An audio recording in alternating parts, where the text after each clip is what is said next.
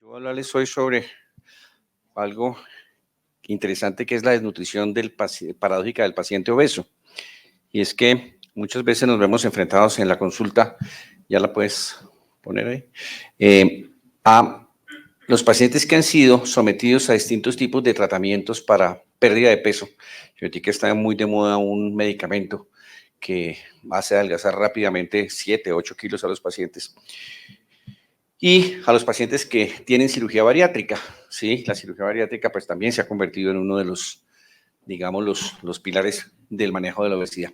Pero lo que notamos es que están llegando con signos de desnutrición y sobrepeso y con obesidad. Entonces se convierte en una paradoja un paciente que tiene un sobrepeso que en teoría, en la imagen del niño gordito sano, es un paciente que está terriblemente enfermo. Voy a mostrarles brevemente de qué se trata esto. ¿Sí? A ver si lo enlazo. La prevalencia en los Estados Unidos del sobrepeso y obesidad, es decir, un índice de masa corporal que esté por encima de 25, ¿sí? Es supremamente alta. ¿Sí? Fíjense ustedes estas cifras como el sobrepeso, ¿sí? ¿Es este? Sí, señor. Por lo parecidos. El sobrepeso, no, es ese.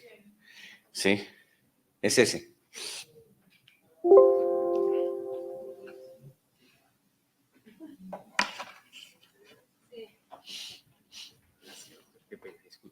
No se afane. El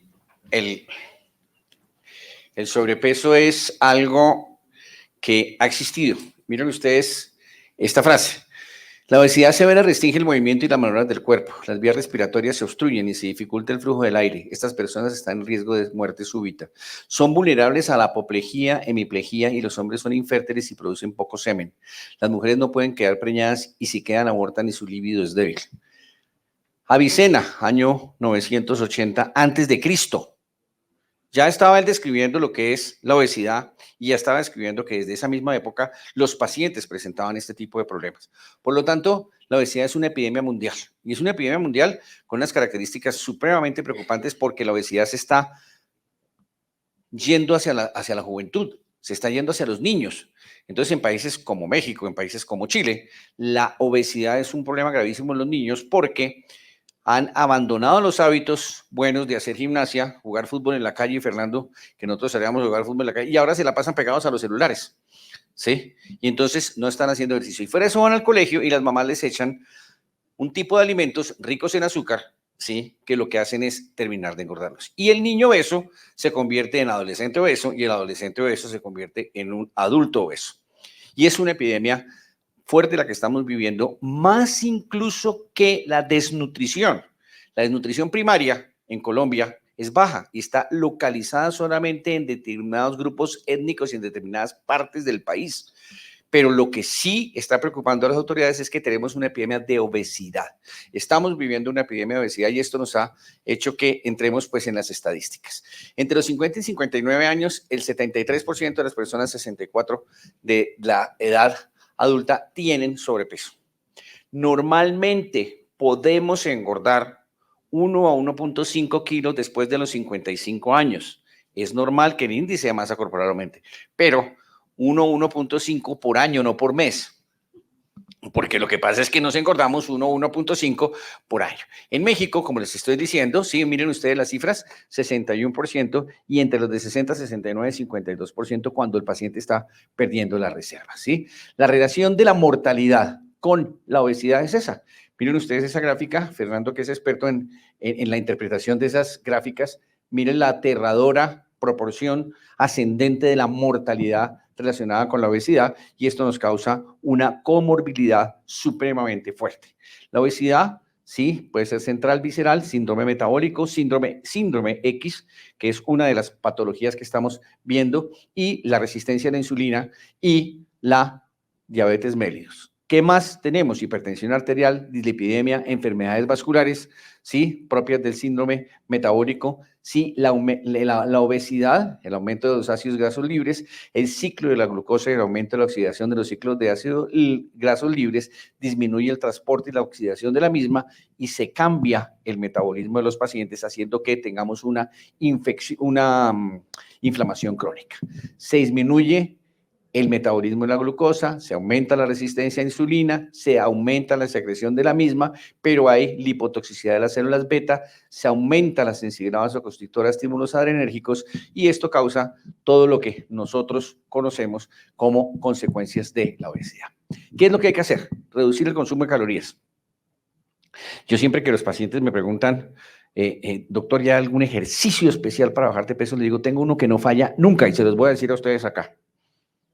Cuando les sirvan la comida, hagan este ejercicio. Cierren la boca y digan que no. Es bajar el consumo de calorías.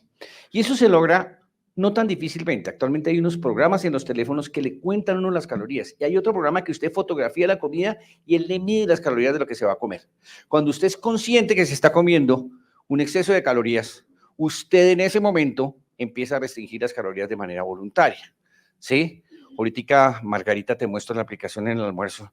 A ver cuántos que nos vamos a comer, ¿sí? Segundo, aumento del gasto energético. Es decir, ejercicio, ¿sí? Pero hacer ejercicio no es tan fácil.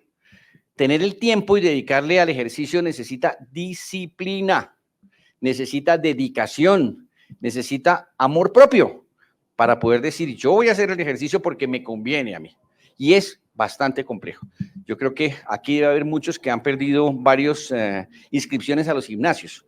Va uno la segunda vez y le duele hasta el apellido, y en mi caso es mucho más problemático que me duele el apellido, pero a los demás les duele y ya no volvemos al gimnasio, no más gimnasio porque esa vaina es terrible hacer ese ejercicio. Los medicamentos, están de moda los fármacos.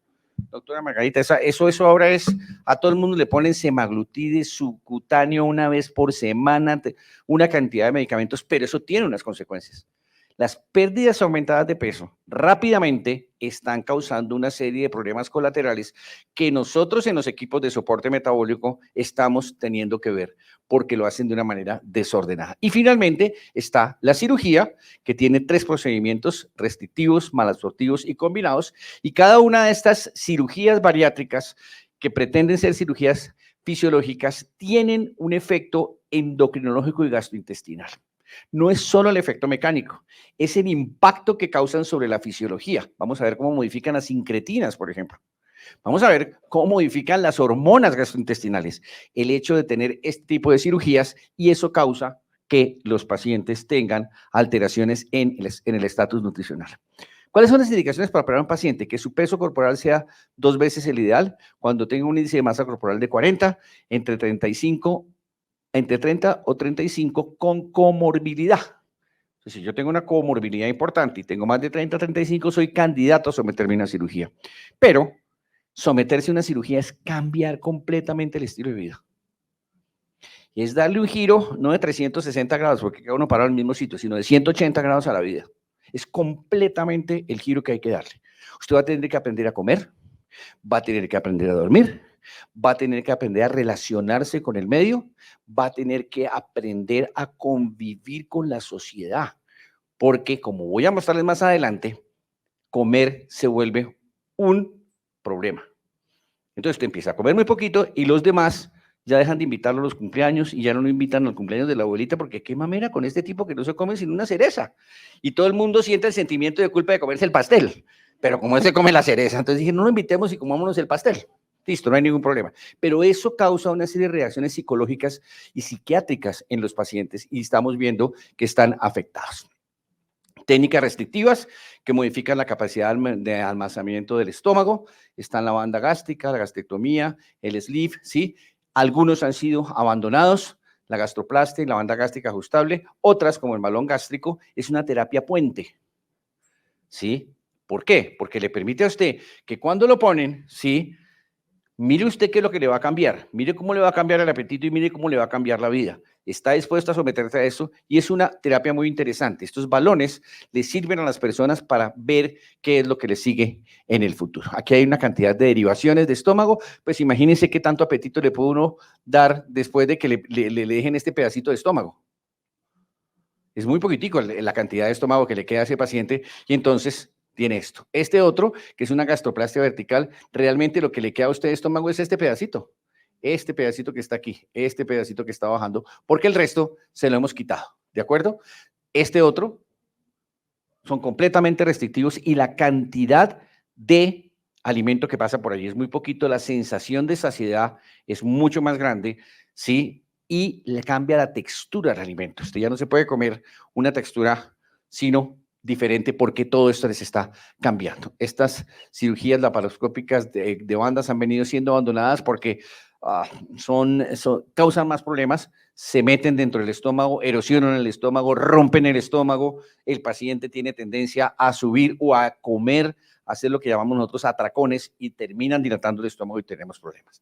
Técnicas malabsortivas en las cuales básicamente hay un entrecruzamiento de las diferentes partes del intestino, malos resultados, los bypass yeyunocólicos, bypass yeyunolineares han sido abandonados casi en su totalidad, porque imagínense lo que le pasa a usted donde coma y le pase derecho al colon. Pues que entonces se parece un pajarito, 2 pasitos y popó, 2 pasitos y popó, ¿sí? Pues le queda directo y les quedan unas diarreas que ni con colestiramina, ni con budesomida, ni con nada, Fernando, ay, sí, no les queda absolutamente nada que les quite esa diarrea, ¿sí? Estos son los primeros modelos, fíjense las cirugías que se idearon, conectar el intestino directamente al colon, ustedes saben la importancia de la válvula ileocecal, la válvula ileocecal es clave y fundamental en el organismo, en el ser humano, ¿sí? Quíteme todo menos la válvula ileocecal. De hecho, yo estoy diseñando válvulas ileocecales hechas para poder contener el efluente porque la válvula ileocecal y el colon absorben entre 4 y 5 litros de agua. Donde usted me quite la válvula ileocecal, no hay que le aguante de las diarreas que estos pacientes hacen. Entonces, este tipo de cirugías malabsortivas lo que estaban causando era una gran cantidad de problemas en la absorción de los nutrientes y esa absorción de los nutrientes estaba causando unas severísimas compromisos. Derivaciones gástricas en las cuales queda un pequeño estómago allá arriba y pasa directamente al intestino, se hace una Roux-en-Y para que la bilis y el páncreas puedan secretar y se encuentren más adelante. Son cirugías que se usan, son los bypass, son técnicas mixtas en los cuales hay carácter restrictivo y malabsortivo, ¿sí? Y las técnicas de derivación biliopancreática son SIDE-S, que se usan en casos muy específicos y no son los que más hacemos. Lo que más se hace es esta derivación gástrica, la Roux-en-Y o la Y de Roux, básica, como se debe decir, y en la cual, pues, estamos bypaseando esto, y esta es una información artística y algunas técnicas de la derivación es eso. Pero, ¿qué pasa cuando usted hace eso? Que altera la fisiología. Y altera la fisiología de todo. El órgano que más produce hormonas, ¿cuál es? No, no es ese que usted está pensando, es el intestino. Es el intestino el que más produce hormonas. ¿Qué produce? Péptido YY, glucagón, péptido similar al tipo 1, oxitomodulina. ¿Qué pasa cuando operamos estos pacientes? ¿Qué pasa cuando tenemos esas dietas restrictivas? ¿Qué pasa cuando les ponemos esos medicamentos que cambiamos la fisiología de los pacientes? Y esto tiene efectos y esto tiene complicaciones. El efecto de bajar de peso tiene una serie de complicaciones cuando se baja muy rápido y causa tipo de problemas. ¿Qué efectos tiene? Los péptidos de la saciedad. Resulta que nosotros tenemos de nuestro interior, ¿sí? A diferencia de los perritos que no tienen este péptido y pueden comer lo que sea, vomitar, comer el vómito y volver a comer sin problema, unos péptidos que hacen que uno se sienta con saciedad, ¿sí? Lo que hablaba el doctor Sierra, el linear brake, el freno. Ese freno de mano que nosotros tenemos hace que se produzcan una serie de péptidos, de hormonas que disminuyen el apetito. Pero cuando se va y pasea, se hacen problemas con esto. Estos péptidos los produce el ilion, los produce el colon, disminuyen la motilidad intestinal, actúan por intermedio del vago, son secretados en proporción a las calorías consumidas. Entonces, estos efectos, la cirugía bariátrica hace que una porción mayor de nutrientes llegue al intestino distal, ¿sí? E incrementan los basales de estos péptidos. Entonces, un segundo efecto es que no solo es el efecto restrictivo, sino que le estamos quitando el apetito. Apetito, cirugía restrictiva y cirugía de la otra, empezamos a dejar de consumir los nutrientes que demos en las calidades que necesitamos y ahí es cuando empezamos a ver que nuestros pacientes empiezan a tener complicaciones, ¿sí? Estos estudios de péptidos ya están hechos y se elevan 10 veces más en la cirugía de la Roux-en-Y. Por lo tanto, estos pacientes van a tener una serie de alteraciones supremamente importantes. Los niveles de GLP-1, oxitolumulina y enteroglucagón se incrementan después de la cirugía bariátrica. Doctora Belén, todas las consecuencias de esas hormonas. Usted que ha estudiado toda la vida estas hormonas, sabe las consecuencias de estas hormonas cuando se incrementan y el problema que tiene sobre la fisiología de la absorción de los nutrientes. ¿Y de cuáles nutrientes? Pues de casi todos los que causan los tipos de problemas. Este es el eje, la forma en que se produce, cómo afecta la cirugía del vago, una cosa meramente mecánica, o sea, le cortamos un pedazo, le disminuimos, y miren ustedes todo lo que produce por los efectos que le manda al vago. Afecta la insulina, la hiponectina, la leptina, la grelina, la colecistoquinina, el GLP-1, la oximodulina, el PYY y el péptido gastrointestinal. Todas las hormonas en esos pacientes están alteradas. Y es algo que nosotros tenemos que tener en cuenta porque si no tenemos un programa juicioso de rehabilitación de estos pacientes, y oiga bien lo que estoy diciendo, rehabilitarlos hacia su nueva vida, vamos a tener problemas supremamente serios, ¿sí? Las secreciones biliropancreáticas también se alteran, se disminuye la secreción del jugo gástrico, se disminuye el estímulo de secretina, se disminuye la motilina, hay una saciedad precoz, aumento del glucagón, se disminuye la leptina y se disminuye la grelina, solamente por el hecho de haber operado al paciente.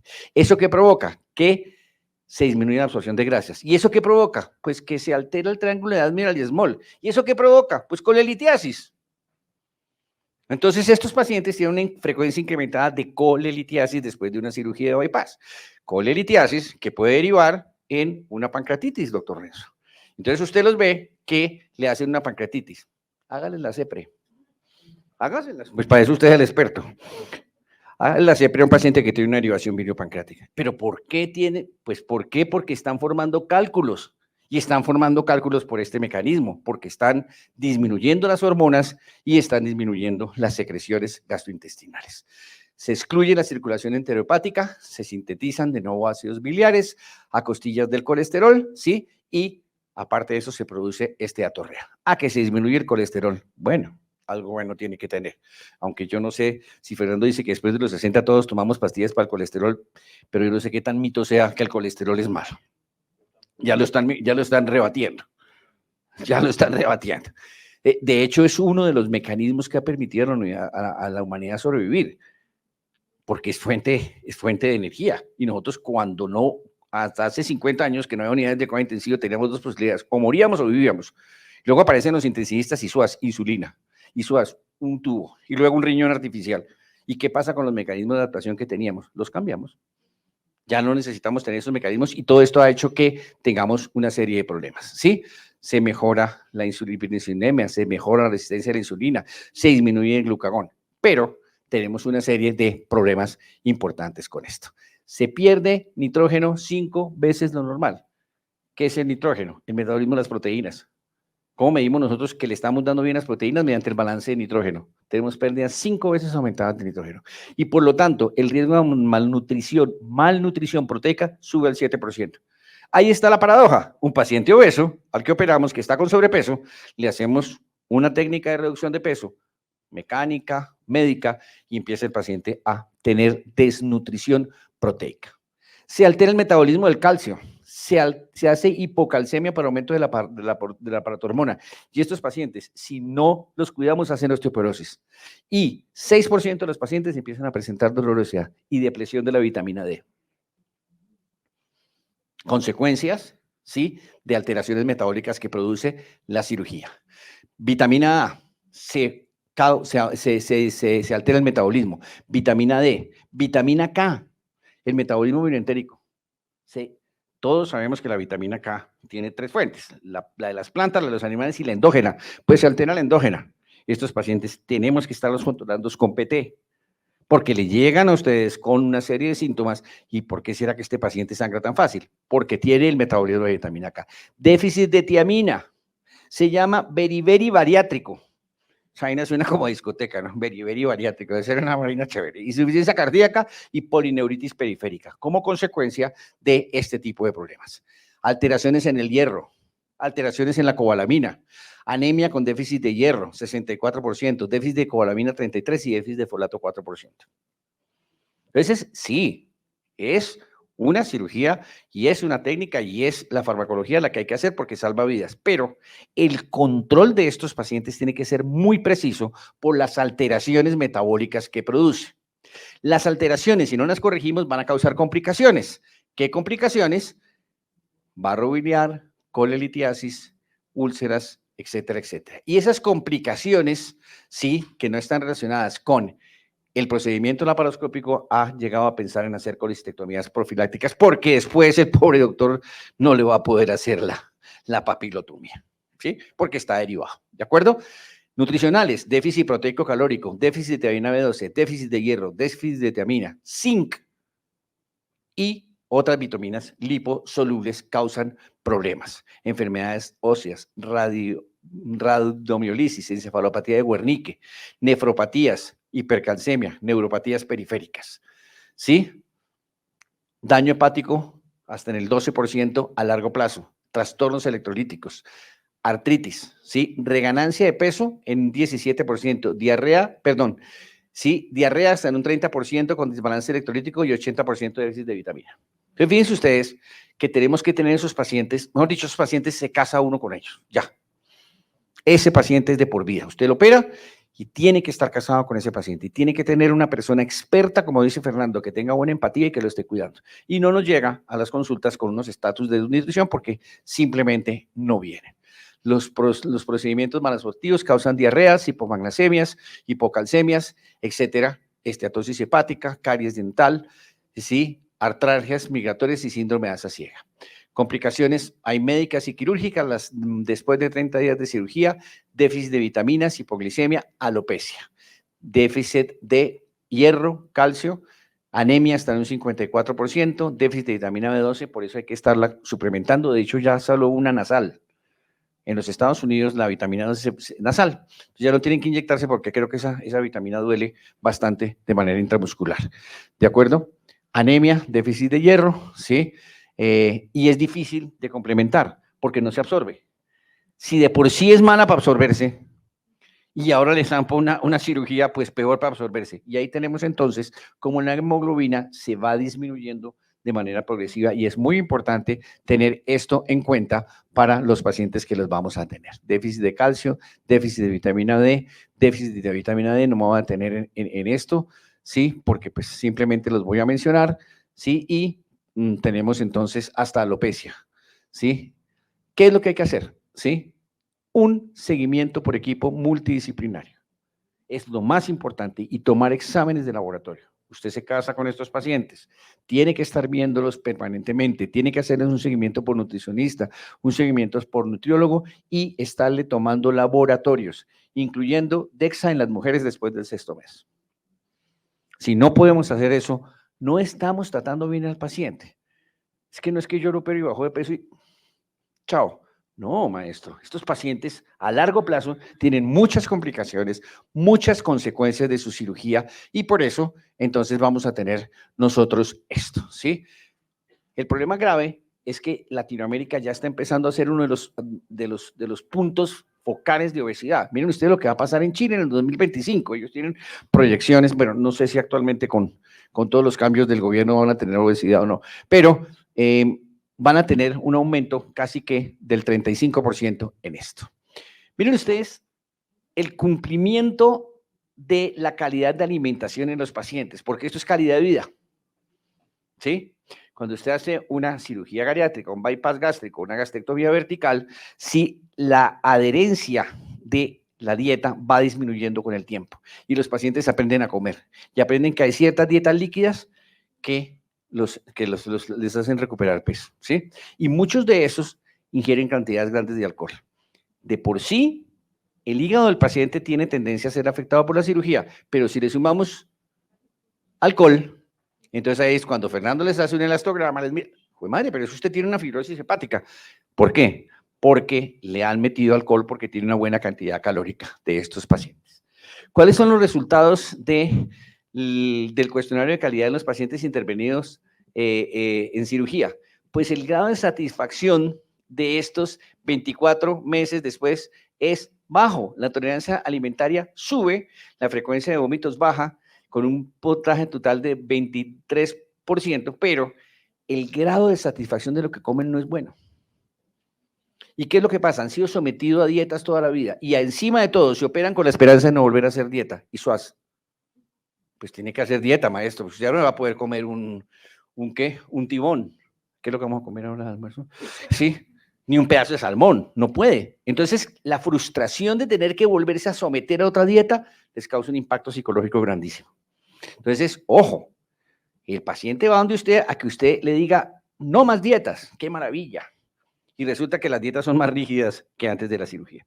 Fíjense ustedes, el grado de satisfacción de estos pacientes en cuanto a lo que alimentan es bajísimo, porque se sienten inconformes, se sienten frustrados, ¿sí? Y fuera de eso empiezan a tener problemas con tolerancia a los alimentos. ¿Qué toleran mal? La carne roja.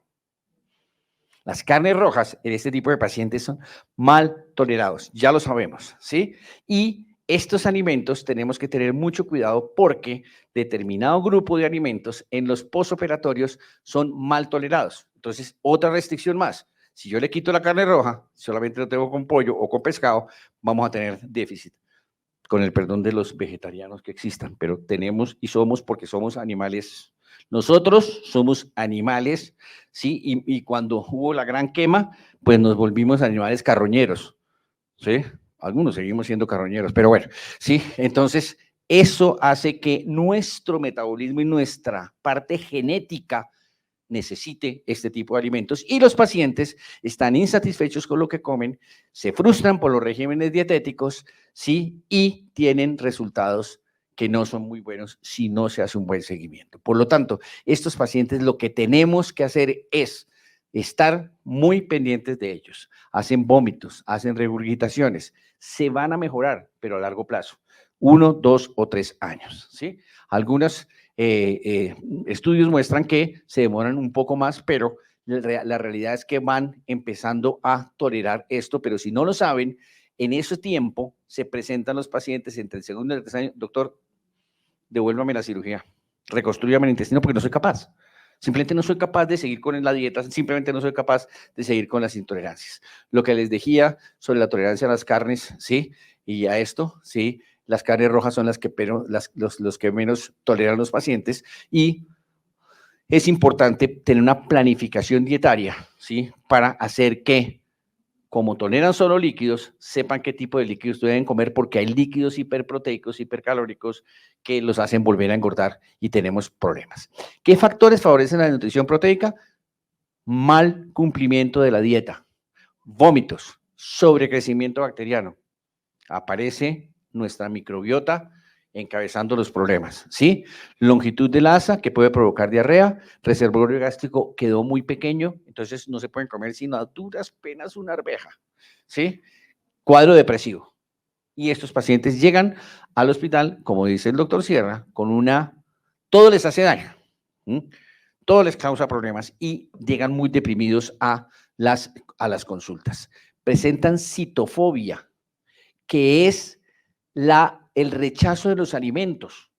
Eso es un mecanismo bien conocido desde el punto de vista psiquiátrico. Los esquizofrénicos tienen citofobia por la catatonia que tienen, los paranoides por alucinaciones, las depresiones psicóticas, sí, por ideas de culpa. Y aquí falta el paciente obeso que le hace aversión a los alimentos, porque le caen mal, porque le sientan mal y porque no se siente bien. Entonces, tener muy interesante, muy en cuenta esto. Otro es esto, se llama el síndrome del intestino marrón.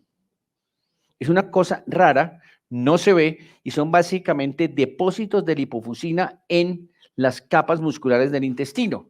Se han reportado muy pocos casos, pero básicamente es que los ácidos grasos no se oxidan por falta de vitamina E. Sus pacientes de colitis, doctora, algunos han sido reportados con esto, con este tipo de síndrome de intestino marrón y pues vienen acompañados de distrofia, de edema por diferencia de proteínas, osteoporosis, pero a nivel del intestino se causa este tipo. Las consecuencias metabólicas hay que preverlas, conocerlas, no ignorarlas y controlarlas. Y yo siempre he dicho que algo muy importante es que si educamos al niño no será necesario castigar al hombre.